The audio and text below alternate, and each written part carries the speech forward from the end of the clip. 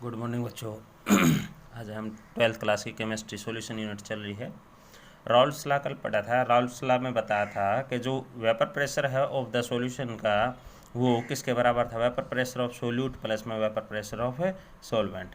देखो याद रख लियो कि क्योंकि हम बार बार चेंज कर रहे हैं, ए को सोल्यूट और बी को क्या है सॉल्वेंट मान के चल रहे हैं। पिछले में हो सकता है कि ए को सॉल्वेंट माना और बी को सोल्यूट, लेकिन इससे कोई फ़र्क नहीं पड़ता। ठीक है, आप मेजर करते चले जाएं।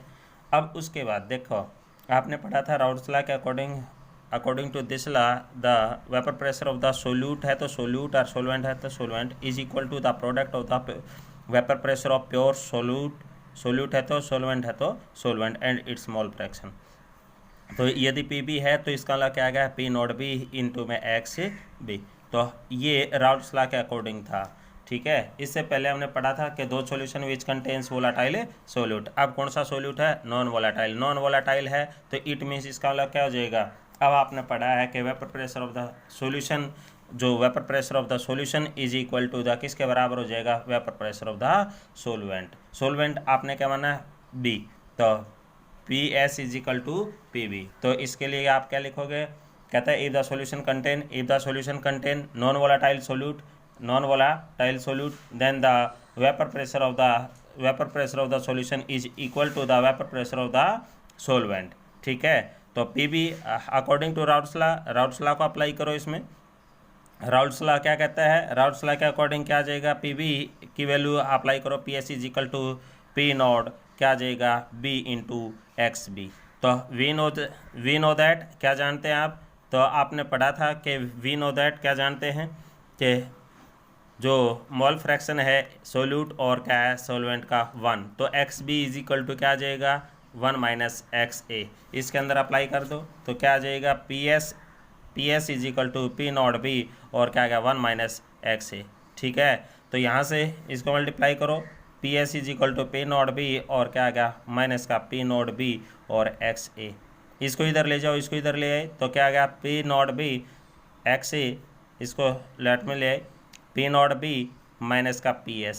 अब देखो यहाँ से x a is equal to क्या आ गया पी नॉट बी माइनस क्या आ गया पी एस। ठीक है, अपॉन में क्या आ गया पी नॉट बी। तो अब अपने को पता चल गया मोल फ्रैक्शन निकालना हो तो इस प्रकार से हमने निकाल सकते हैं। किसका है, ए किसका माना था आपने, यानी ए किसके लिए है सोल्यूट के लिए, और बी का निकालना हो तो क्या करोगे कि 1 माइनस एक्स ए, इस फार्मूला में अप्लाई कर दो, एक्स बी आ जाएगा। ठीक है, तो Raoult's law for the solution which contains a non volatile solute. उसके बाद है आइडियल और नॉन आइडियल सॉल्यूशन। क्या है, आइडियल और नॉन आइडियल सॉल्यूशन। ठीक है, नॉन आइडियल तो आपने पढ़ा है आइडियल सॉल्यूशन क्या है, आइडियल और नॉन आइडियल।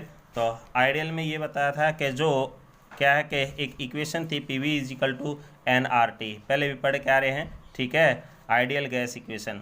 तो कहता है कि those solution which obey the, या तो आइडियल गैस इक्वेशन को फॉलो करे या फिर अब कौन सा चल रहा है राउल्ट्स लॉ, क्या चल रहा है राउल्ट्स लॉ। तो जो राउल्ट्स लॉ का ओबे करता है उसको भी आइडियल सॉल्यूशन बोलते हैं। तो दो सॉल्यूशन विच ओबे द राउल्ट्स लॉ।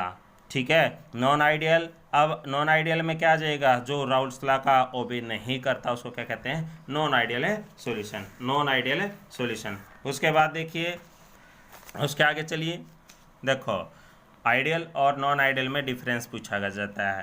तो क्या है आइडियल और नॉन आइडियल का, देखो दोनों में एक साइड में आपने क्या लिख लिया आइडियल सॉल्यूशन। ठीक है, आइडियल सॉल्यूशन, एक में क्या लिख लिया आपने नॉन आइडियल। ठीक है, तो देखिए अब ओबे, पहला तो यही कंडीशन है, क्या कंडीशन है कि दो सॉल्यूशन विच ओबे द राउल्ट्स लॉ, विच ओबे।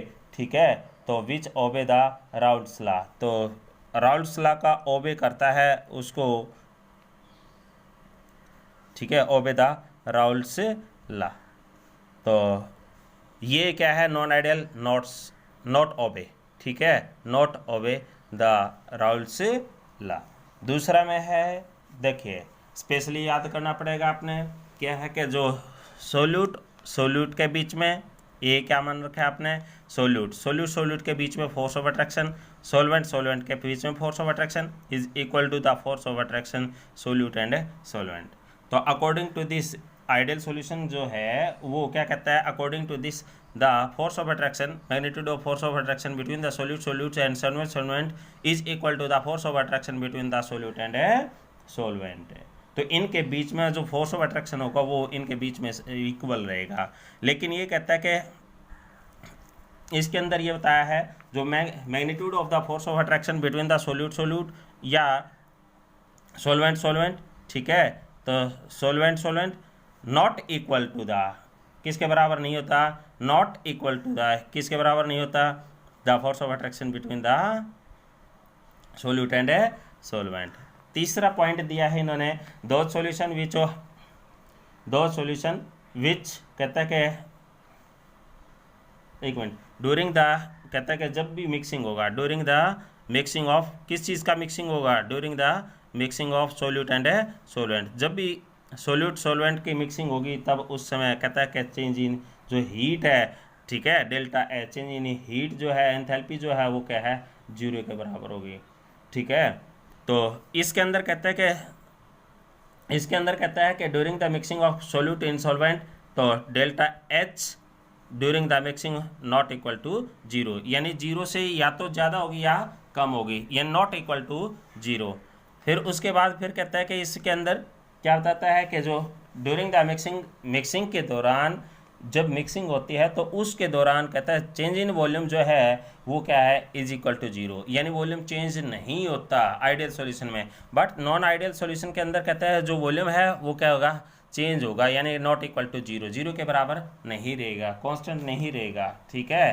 तो ये आपने आइडियल और नॉन आइडियल सॉल्यूशन के अंदर डिफरेंस याद करना है, यानी कि ideal solution obey the Raoult's law आपने पढ़ा है, p a is equal to क्या था, पी नोड ए और क्या आ गया, एक्स ए, ठीक है। और ये कहता है कि P A not equal to P not A, ठीक है, एक्स ए, तो ये ओबे नहीं करता, नॉट, ठीक है, तो याद रखना है आपने। Thank you.